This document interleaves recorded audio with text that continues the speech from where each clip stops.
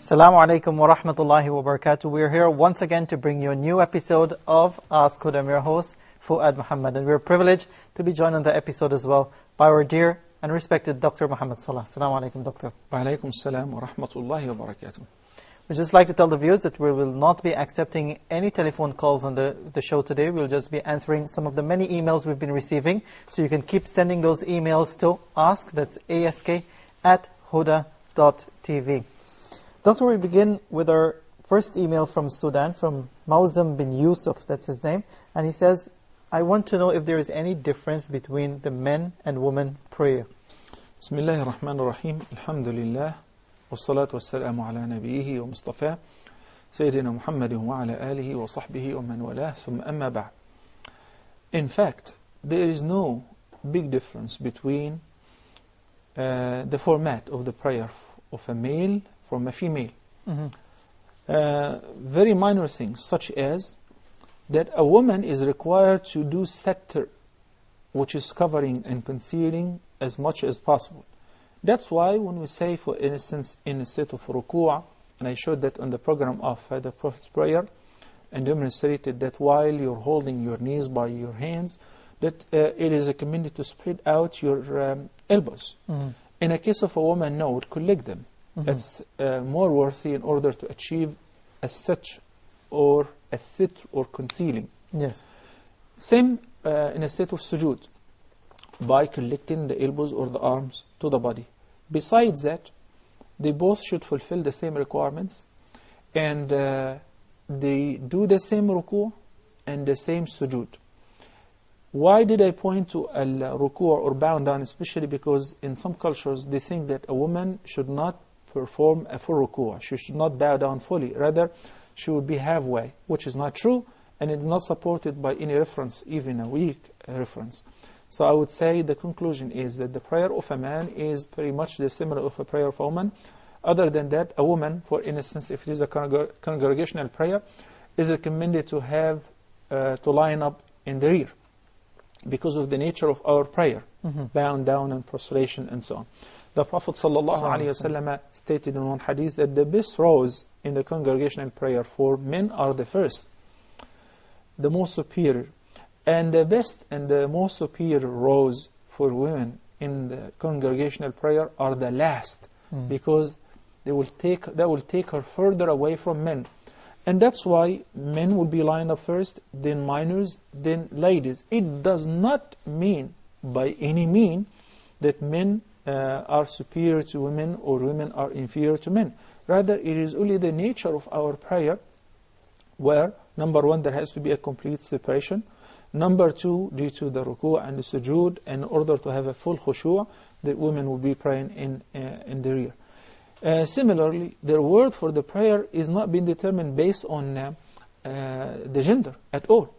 Allah subhanahu wa ta'ala stated in the Quran, من عمل صالحا من ذكر أو أنثى وهو مؤمن فلنحيينه حياة طيبة ولنجزينهم أجرهم بأحسن الذي كانوا يعملون.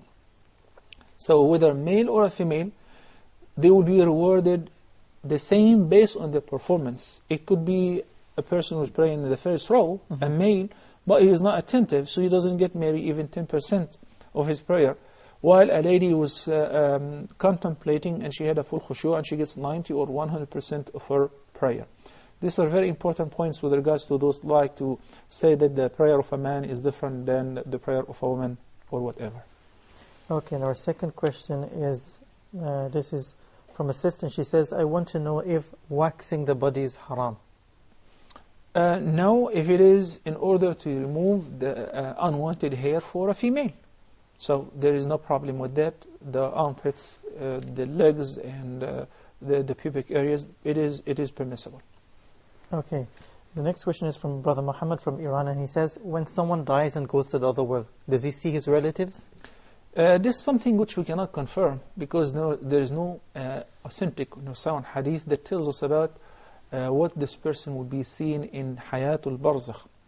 Yes, in the hereafter, in heaven, we have been informed that, yes, Ahlul Jannah will get to see their relatives, their beloved ones, and they will also get to see the dwellers of fire as well.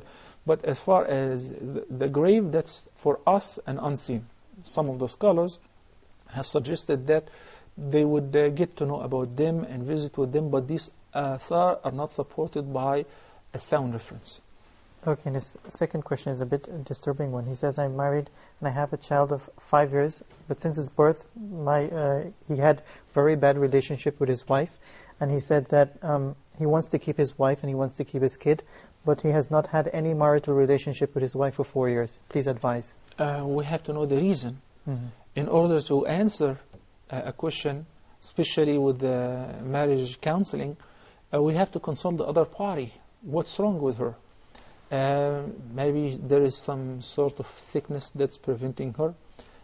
This intimate relationship is very painful to her, which I cannot imagine. Especially you said that you guys have already kids, so this relationship was established for a while before it has been seized. So visiting a gynecologist would be very helpful. A psychiatrist would be very helpful. And also it could be, I'm suggesting, it could be due to the effect of being possessed by a jinn or whatever, who is making her repel such relationship. So these are all suggestions. We cannot verify which one is the ultimate cause unless if we investigate the case.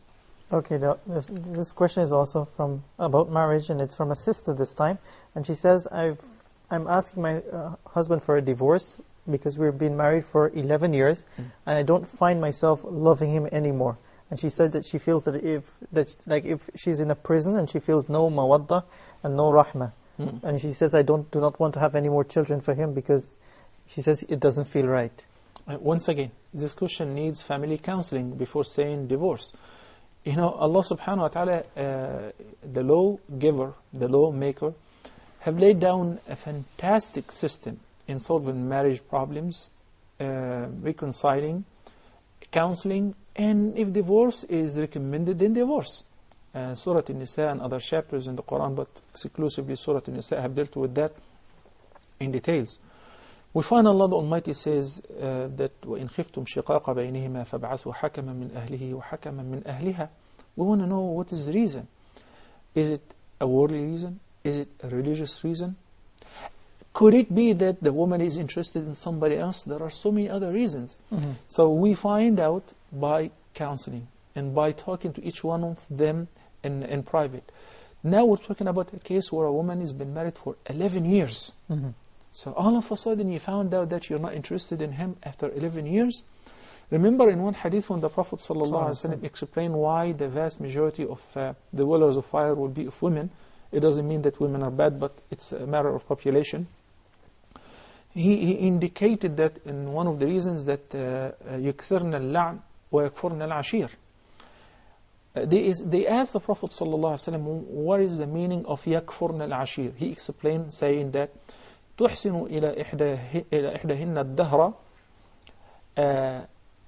that you do your best to please her for so long, and if anything happened between you that she does not like, she does not approve, if she asks you for a diamond ring and you could not bring it, if she asks you to take her here or there, I'm talking about some examples, we do not generalize.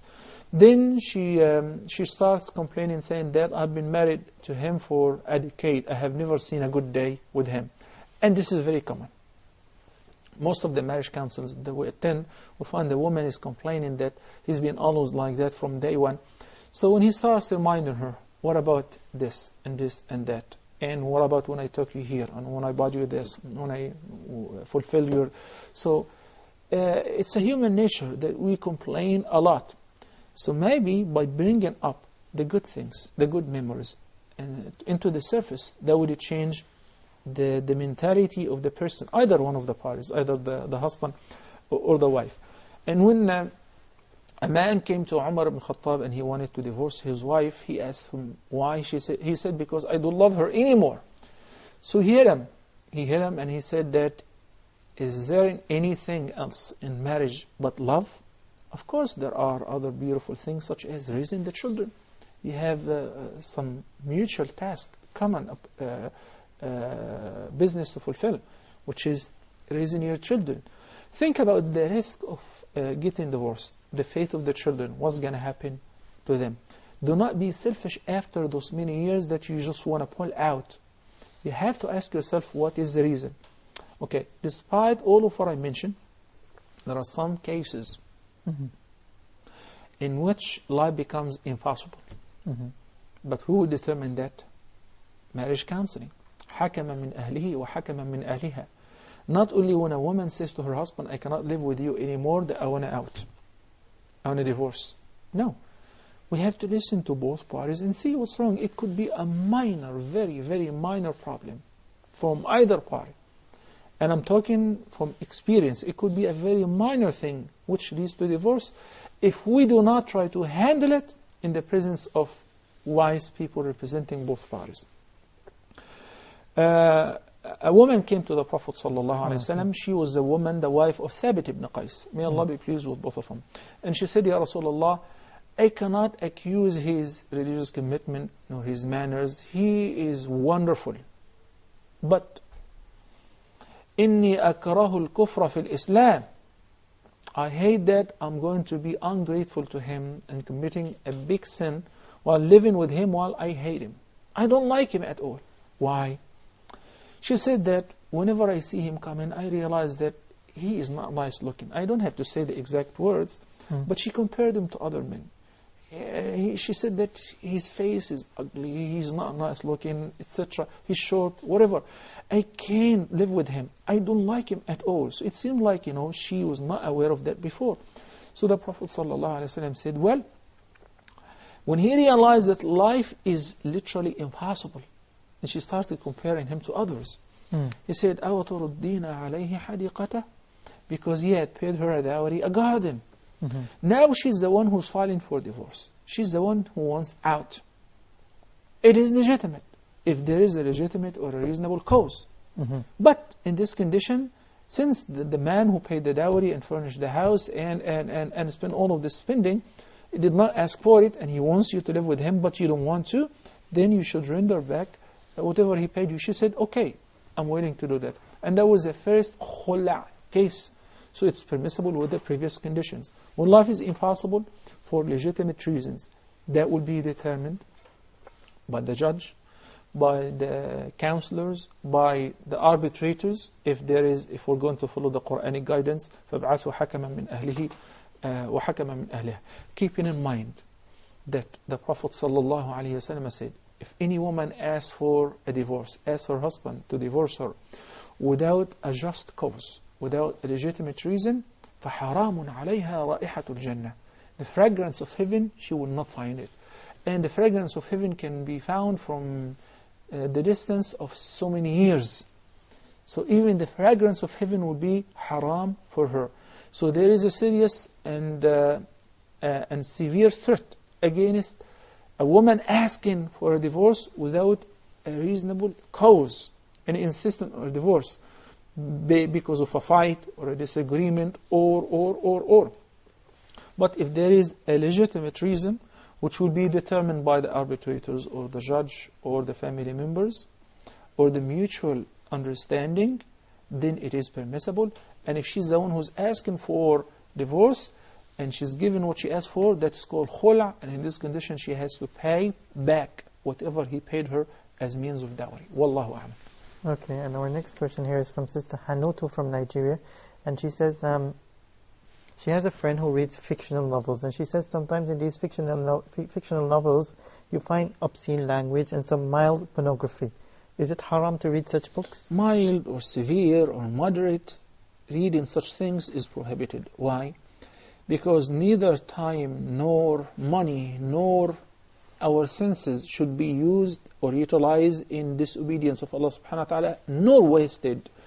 Allah the Almighty said in the Quran, وَلَا تَقْفُ مَا لَيْسَ لَكَ بِهِ عِلْمٍ إِنَّ السَّمْعَ وَالْبَصَرَ وَالْفُؤَادَ كُلُّ أُولَٰئِكَ كَانَ عَنْهُ مَسْئُولًا.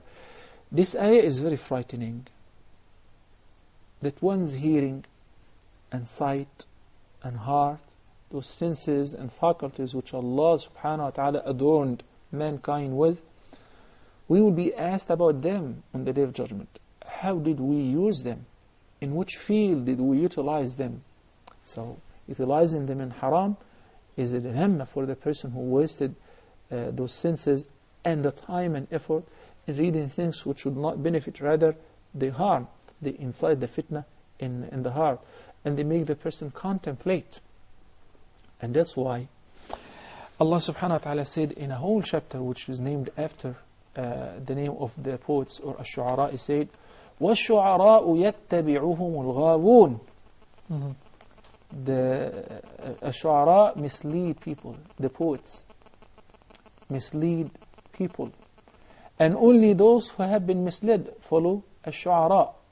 But not all the poets are like that. Hassan ibn Thabit was شاعر النبي صلى الله عليه وسلم, was a poet of the Prophet. Khalid ibn al-Walid used to make poetry, and many of the companions, and Ali ibn Abi Talib have some beautiful poetry.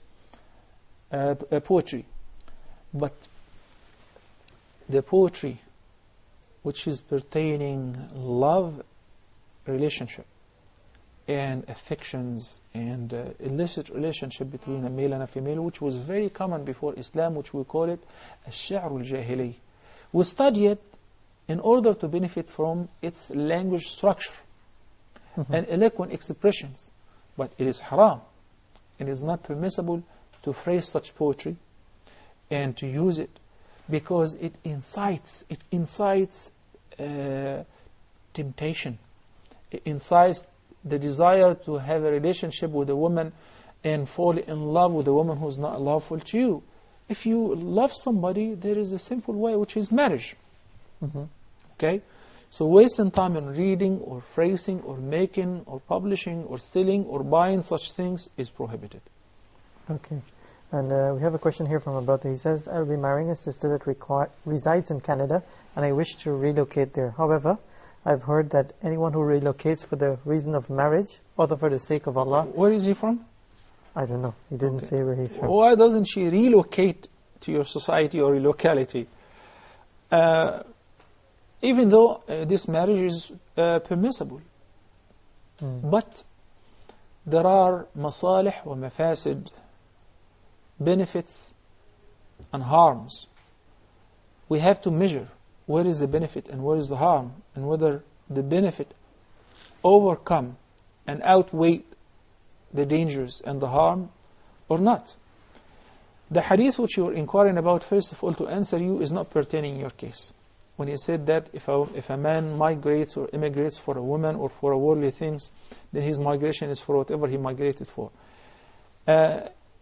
It was pertaining the incident, the migration, the great migration from Mecca to Al-Madinah, where Muslims suffered of persecution and harassment, into migration to Al-Madinah was mandatory upon every Muslim who is capable to migrate. And the Prophet himself did migrate, sallallahu alayhi wa sallam. But if a man joined them in order to marry a woman, she's one of the Muslims, and he wants to just doing that and encountering the trouble in order to marry her, this is all what he gets. He doesn't get the reward of migration for the sake of Allah. Now, if somebody is migrating to any country to marry a woman, is marriage permissible or not permissible? Based on that, he will be rewarded or punished. So if I'm interested in marrying a woman who is living in Morocco or in Tunisia or in another Muslim country, and all Muslim countries are alike, and we talked and we finalized everything, whether you move to her country or she moves to her country, it's permissible, no problem. Yes. If you fulfill the other pillars and conditions. Now for you to travel to a non-Muslim land in order to marry a woman, we're going to ask you a few questions. Number one, this woman is a Muslim or not? Number two, if she is not a Muslim, is she muhsana or not? Because many of the brothers do not realize that when Allah subhanahu wa ta'ala said, وَالْمُحْصَنَاتُ مِنَ الَّذِينَ أُوتُوا الْكِتَابِ, when He allowed us to marry the women who belong to the people of the scripture, it was not mere open like that. There is a very important condition, which is al-ihsan, that she has to be a chaste woman. If you marry a woman who has been in a relationship with a boyfriend until last week, they were in bed together, and when they broke up, you just met her all of a sudden, and now you say, I want to marry her. No, such marriage is not valid, because she is not a chaste nor a modest woman. She's an adulteress. So it is not permissible. One of the funny and sad things happened a few months ago when I was in one of the Islamic centers, and I had a couple who came to me in order to marry them. She is not Muslim, and he is born Muslim. So I like to give da'wah to her. Maybe, you never know. And she was very excited and interested to hear.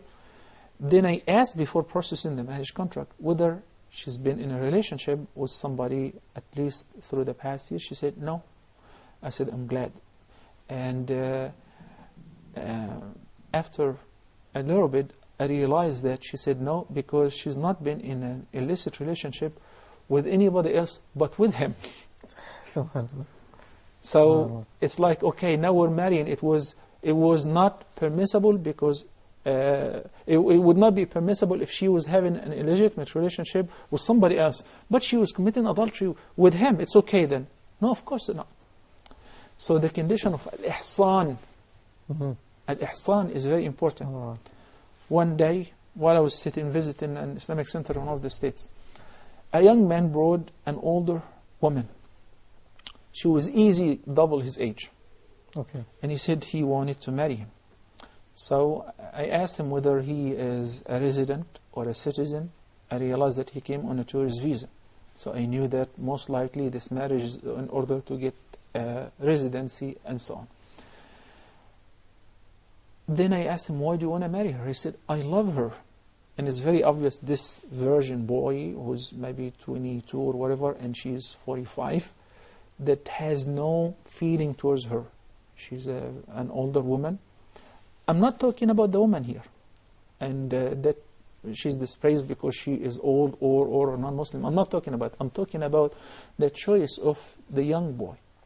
Then I turned to the lady and I said, why do you want to marry him? She said, it's a miracle that because I met him on Valentine's Day. So I thought this is a message from God. So I thought that she is greedy and he is greedy too.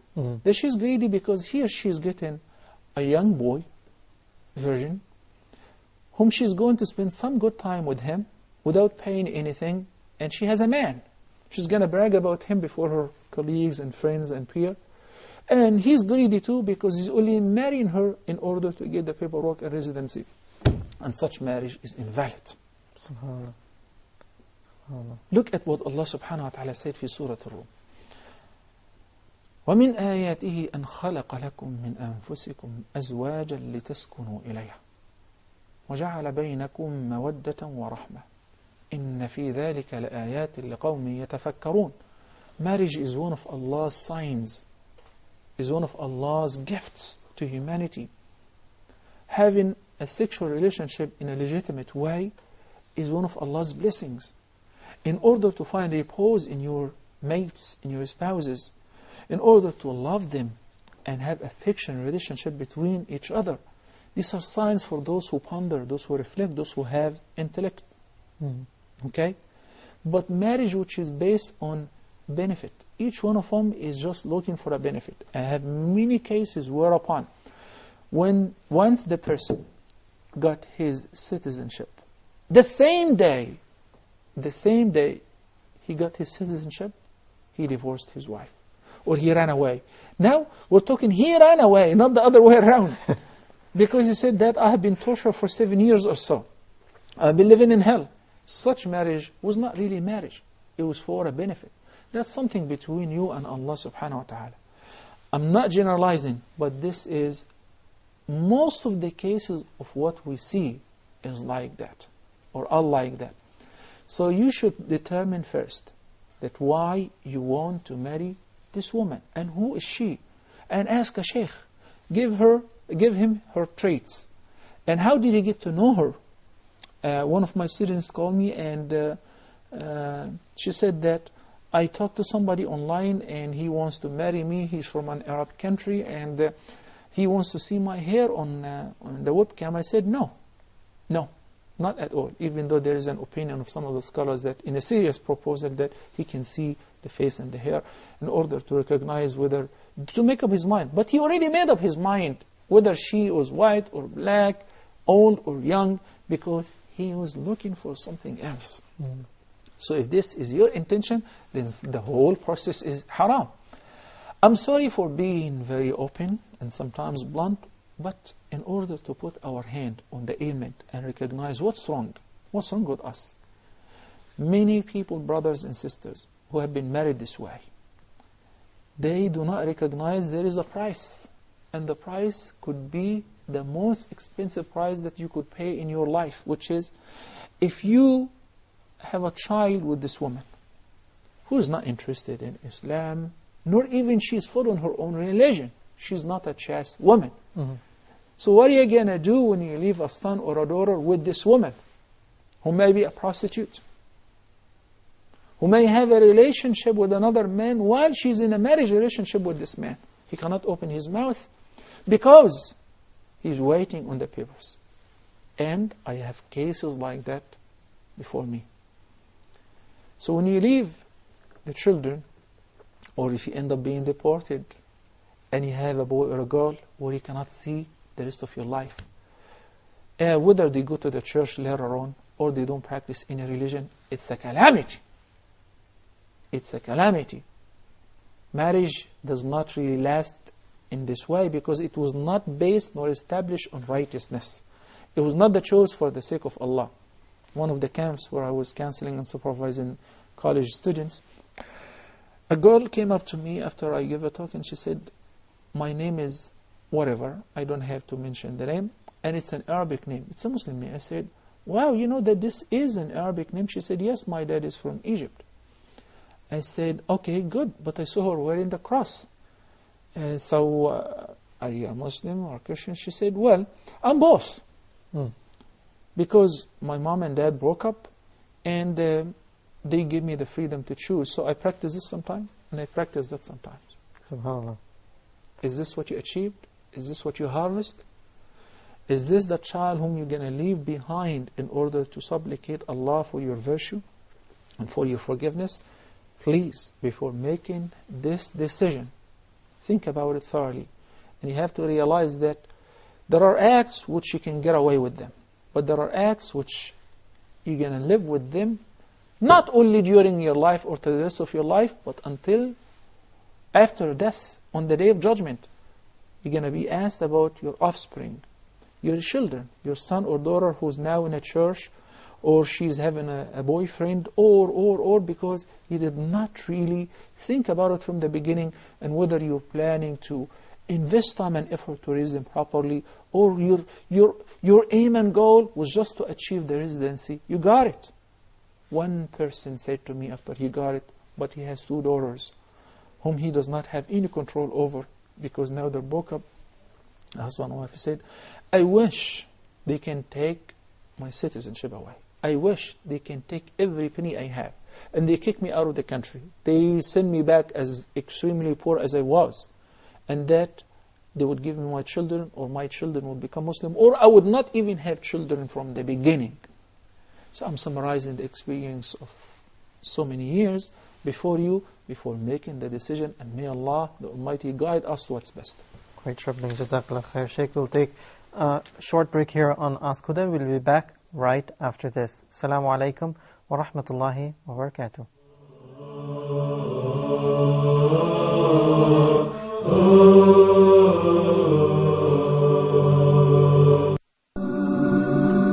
The Quran, the words of Allah subhanahu wa ta'ala, the miraculous words of Allah subhanahu wa ta'ala. Allah the Most High spoke the Quran. It's the thing between us and Allah subhanahu wa ta'ala. Are we given the rights of the Quran? Are you ready to stand in front of Allah subhanahu wa ta'ala in the day of judgment for the Quran to take us from our hands to the Jannah of Allah subhanahu wa ta'ala? Do we go through every verse in the Quran to get to know what Allah subhanahu wa ta'ala wants from us? Watch Huda TV, Quran in depth.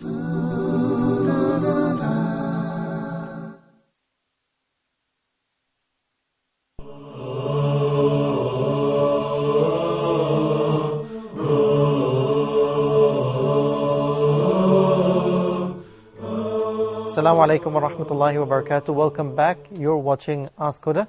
Just a reminder to the viewers, we'll not be taking any telephone calls on this episode. Rather, we'll be answering some of the many emails we've been receiving. And if you have an email or a question you would like to send to us, you can send it at ask@huda.tv. We have a question here from a sister asking on behalf of her husband again, Sheikh, and she says, is it compulsory upon my husband to pay the debts of his father, which are riba-based? And in the very beginning, he advised his father not to go into this debt.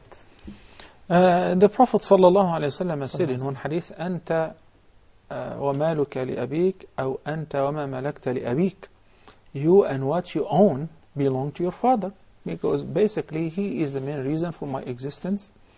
And whatever I made, he educated me until I graduated and until I became able to earn.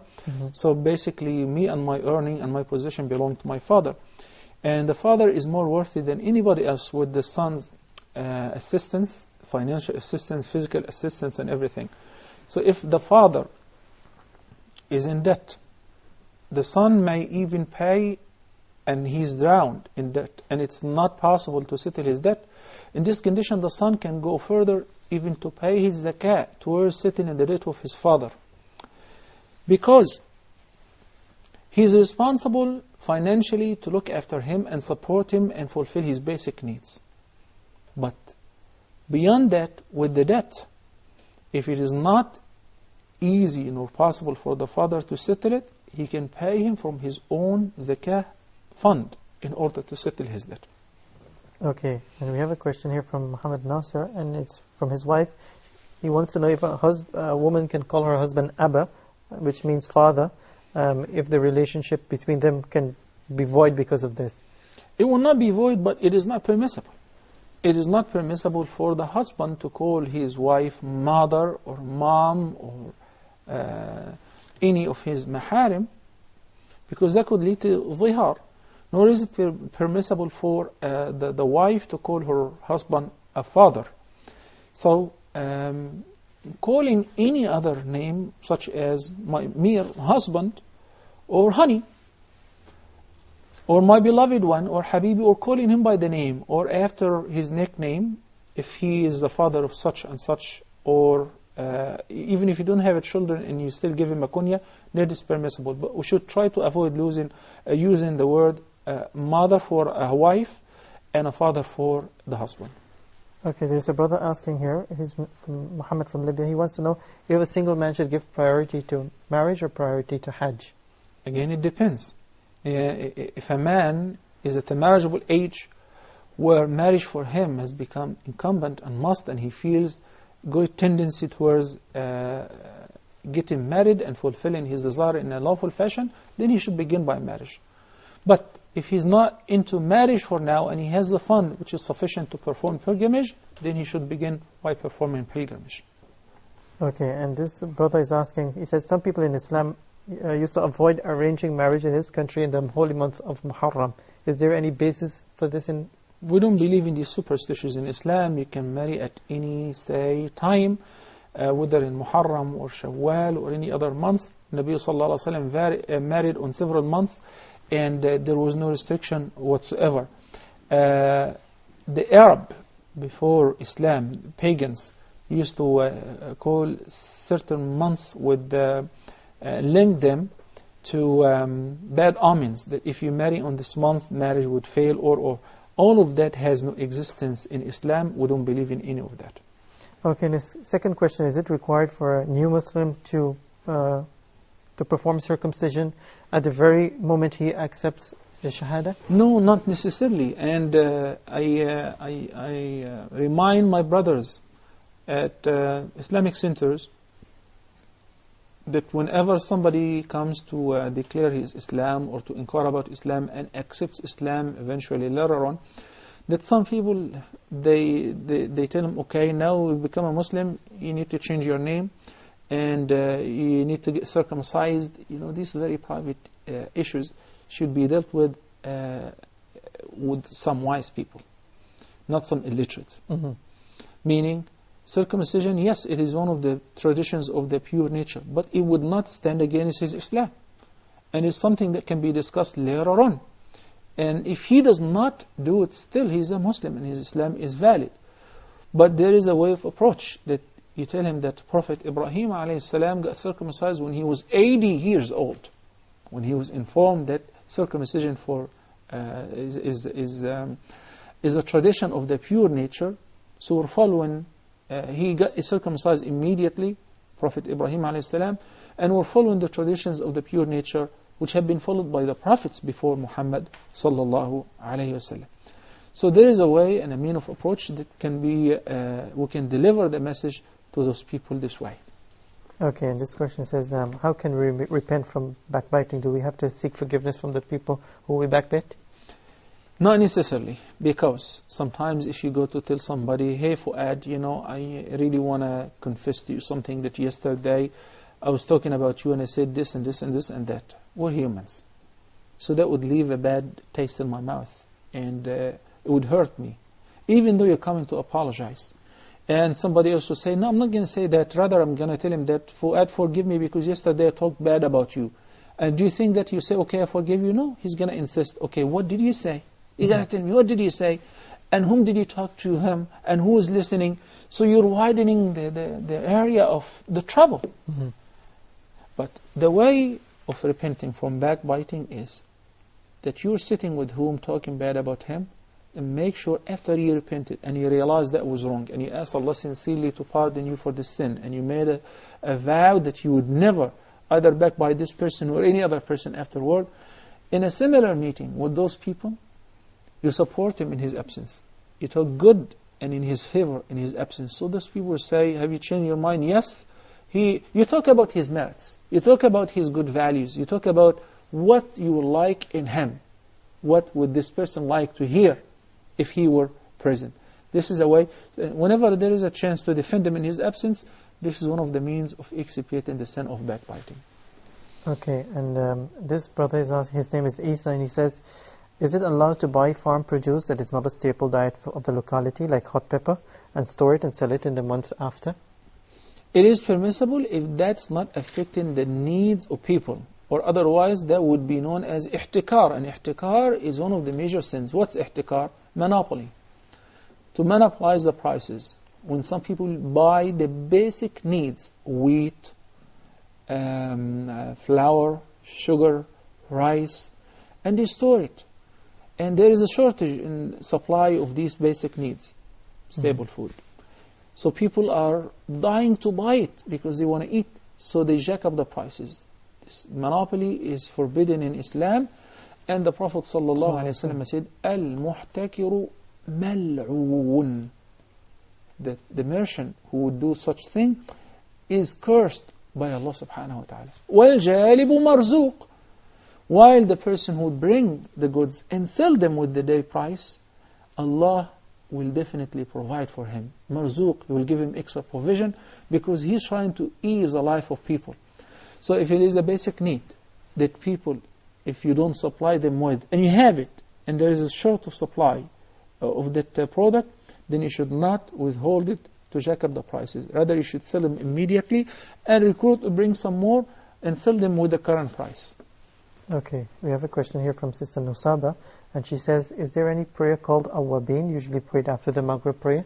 No, the right narration is Salatul Awwabin is referring to the Duha prayer.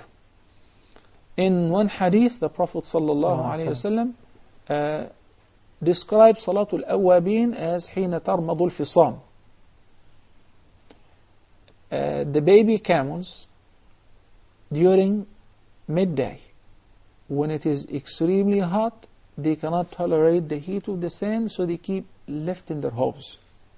Okay? Tarmad al-fisal means that they keep lifting their hooves because of the excessive heat of the sand. So this is describing the time. The time is approaching midday, is approaching noon, which is the forenoon. If Dhuhr is around 12, so we're talking about 11 a.m. That is the best time to pray Salatul Duha, which is 2, 4, 6 or 8 rak'ahs.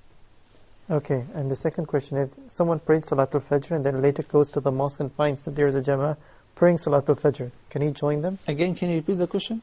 Someone already prayed Salatul Fajr, and then he came to the masjid later, and he found that the Jama'ah is performing Salatul Fajr with Jama'ah. So he has already prayed his Fajr. Yeah. The right view is, if you do not owe another Fajr and you're making it up, like some people, according to one opinion for the missed prayers, they said it's recommended to make up the same number of the prayers. With each prayer you pray another one prayer. If you're not making up a missed prayer, then you should not pray Fajr again, whether you prayed by yourself or in Jama'ah. Why? Because the Prophet ﷺ forbade us from praying after praying as-subh until past sunrise. There is a straightforward and a clear, explicit prohibition from praying after the Fajr or the morning or the subh prayer until the sun rises, 15 minutes after. So whether an imam or a ma'mum, it is not permissible. And he got a bit technical in there, and he said, what if I didn't pray my sunnah? Can I follow them with the intention of sunnah? Now, no, you can't either. But you can pray the sunnah after Fajr, because this is a prayer that has a reason. The 2 rak'ahs before Fajr are highly recommended, to the extent that even though the Prophet ﷺ used not to pray the nawafil while he was in a journey, and he would get to shorten his prayer, but he would make sure to pray the 2 rak'ahs before Fajr. And he stated in one of his sayings that ركعتي الفجر أو ركعة الفجر خير من الدنيا وما فيها. These 2 rak'ahs, the sunnah before Fajr, are better and superior to the entire world and what it contains. SubhanAllah. So they said, if you miss them because you woke up late and it is already a few minutes before sunrise, go ahead and pray Fajr first, of course. You enter the mosque and they're praying in Jama'ah, so you do not say, the 2 rak'ahs are very important, let me pray them, then join. No, إِذَا أُقِيمَتِ الصَّلَاةُ فَلَا صَلَاةَ إِلَّا الْمَكْتُوبَةِ. Once you hear the adhan, if you're not close to ending up or finishing your sunnah, then just get out, because the prayer will be invalid. Your sunnah prayer will be invalid. Somebody said Allahu Akbar to pray Sunnatul Fajr. In the first rak'ah, or while in sujood, and while still reciting the second rak'ah, the iqamah has been called. So that means if he were to continue praying the 2 rak'ahs, he might miss the qira'ah or the first rak'ah with the jama'ah. In this condition, his sunnah, even if he prays it, is invalid. La salata is a nullification of the validity of any prayer that may be offered while the jama'ah is established. So what am I supposed to do? Get out of the prayer, because it is invalid. Join the jama'ah, pray with the imam, then after the Fajr, you can pray the sunnah. I just heard you saying that it is not permissible to pray after Fajr until past sunrise. True. Any voluntary prayer, any unnecessary prayer, any tatawwa. But this prayer, this sunnah, was an emphatic sunnah, so I am making it up for a reason. Do you have a support for your claim? Yes, I do.